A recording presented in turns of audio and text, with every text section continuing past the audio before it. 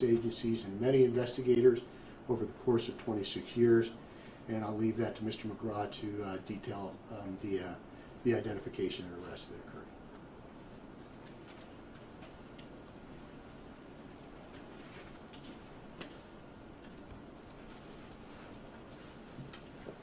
Good afternoon. As Mr. Cantorna advised earlier this morning, the State College Police Department, led by Detectives Steve Bozak and Nicole Eckley, brought a man named Scott Williams to this court to face charges of rape, aggravated assault, and robbery. Without the exemplary efforts of Detective Bozak and Detective Eckley, this case would likely have never been solved. I would like to tell you about their work. Back in 2018, I received a call from Detective Bozak. He told me that he learned about the forensic DNA investigative methods, and specifically the genealogical DNA methods that had led to the arrest and prosecution of the man infamously known as the Golden State Killer in California. He asked for the support of the District Attorney's Office in applying those methods to some old cases, so-called cold cases, because the investigations to date had failed to identify the perpetrator, and we of course said that we would do everything in our power to support him. Assisted by Detective Eckley, Detective Bozak began a review of cases where DNA had been collected but had failed to identify a suspect. Some of you may recall that at about this time last year, Detective Bozak and Detective Eckley filed charges against a man who had forcibly raped 4 women in State College from 2010 through 2017. That man was identified through genealogical DNA. The defendant arrested this morning was similarly identified through genealogical DNA. Both investigations required tedious, exacting work. The initial step was to upload the crime scene DNA into a centralized database. Analyses performed on that database create a profile telling us the probable race and ethnicity of the suspect. Then further analyses identify people likely to be related to the suspect. Often they are distant relatives. It is at this stage that the real work of the detectives begins. They must go out and interview people whose familial DNA shows a connection to the suspect. Based on those interviews and further DNA analysis, Detective Bozak and Detective Eckley quite literally begin reconstructing the family trees that led them to where we are today. Detective Bozak and Detective Eckley displayed incredible commitment, tenacity, and judgment in their pursuit of justice in these cases.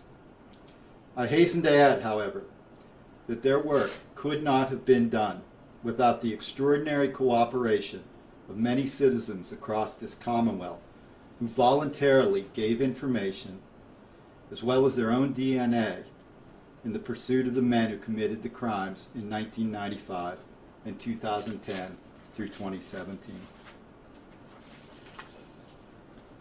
The crimes for which the defendant was arrested today occurred well over 26 years ago.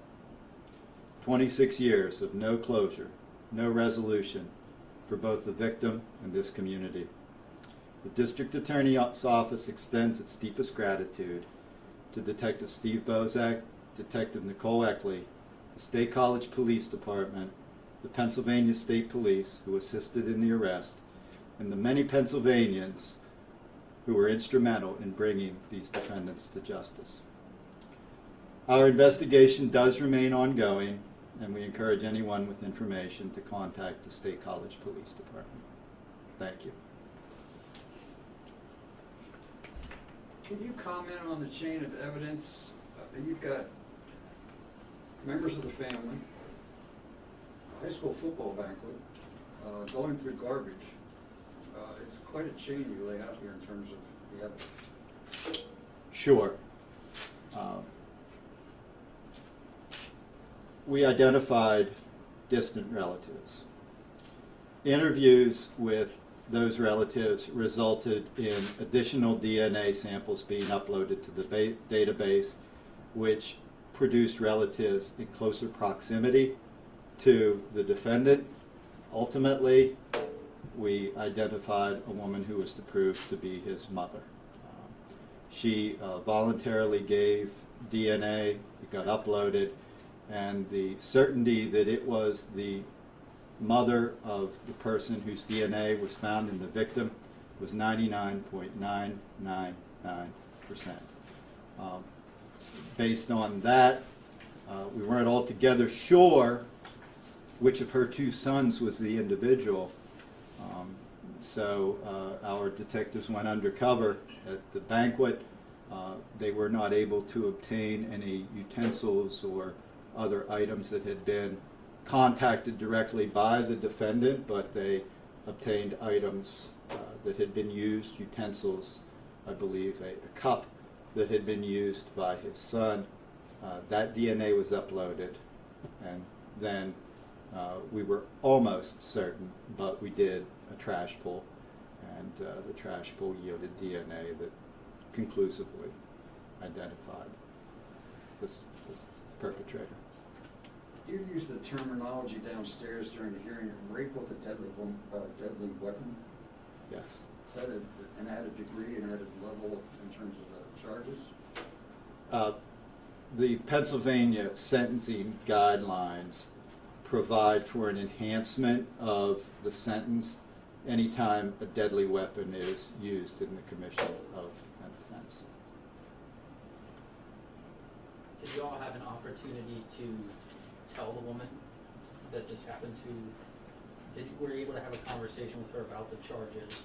And if so, what did she have to say? Certainly. We did. We met with her at great length. We've been in contact with her throughout the investigation. She was aware of what was to occur today. We informed her of when it did occur, and she has expressed a lot of gratitude for the efforts of our law enforcement partners. Do you know if she ever graduated from high school? She did? District Attorney Quintorna talked about the statute of limitation in this case and why that was unique, and that often is a challenge in prosecuting rape and sexual assault cases. Can you explain a little bit more about the 5-year limitation and when the case was filed in 2000? How did that work? Sure. At the time the incident occurred, the statute of limitations for rape, and probably for the aggravated assault and robbery, was 5 years. Since then, the legislature has enlarged the statute of limitations for rape charges, for sexual assault charges. However, the detectives, the investigators, were confronted with a 5-year statute of limitation, and that is why Detective Jordan took the literally unprecedented step in this region of filing a criminal complaint against a John Doe identified by the DNA profile.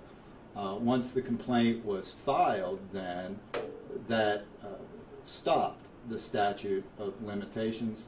The DNA was uploaded into a central database, and it became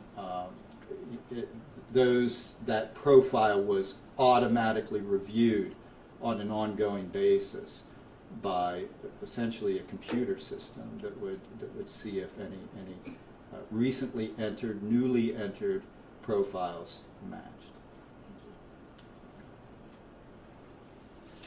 Did he have anything to say or make any statements after he was arrested? Can't comment on that. Can't comment on that. Was there anything that would have placed him in State College around that time period? Don't think we can comment on that right now. That information is being developed along those lines, yes. Your response to him saying downstairs he's not going anywhere? My response is that his bail has been set at $500,000. Do you have any reason to believe, or have you otherwise considered that he may be linked to other unsolved cases? can't comment on that. Sorry. The link, in terms of the DNA, is it just the police continue to ask about these cases? Because it goes to a certain point, then it just has lab work, and then it jumps to like 2019. Is it just a matter of the police department's continuing to call these labs, or we're trying to link how this, or do the labs just do this automatically, continue to work the cases? The detectives are continually in contact with the labs. In this particular case, 2 labs were involved in Oklahoma. DNA Solutions, which does sort of the hard scientific work of analyzing the DNA at a biochemical level to extract profiles. And then there's also the genealogical DNA firm that connects the DNA that the hard science produces with the essentially distant family members, or proximate family members, as the case may be. He had no attorney this morning when you first went to Mifflin County. You said they waived the Mifflin County magistrate's said they owe them. You first went there this morning? Yeah, no counsel appeared. That's not uncommon at the preliminary arraignment. I'm just thinking in theory, it says here you talked to the mother back in January, possibly that far back, even something's coming. Yeah, we have no knowledge of what might have been transpiring there. Okay, I can feel the circulation not doing its job. If there aren't any other questions, I think we'll call it a day. Unrelated, Sure. sort of related question for you, Bernie. We are seeing cases, sexual assault alerts on Penn State campus since fall semester comes back. Has any made it to the DA's office? Any cases, criminal cases regarding sexual assault happening on campus? Those would be with the Pennsylvania State Police, or those would be with the State College Police, or those would be with the Penn State University Police. And so I can say that nothing has reached my desk at this point. Thank you. And just procedural things, do you happen to have both his age and then the woman's age at the time? I know during the hearing you said 48, 49 for him and 21, 22 for her. Do you have that for certain at this point? I believe they're both about 48, 49. But I guess definitively one or the other, we're not 100% sure right now. Yeah, I'd have to check the papers. That's fine. Back to you. Okay, thank you for your time. Thank you. you. Y'all have a great day.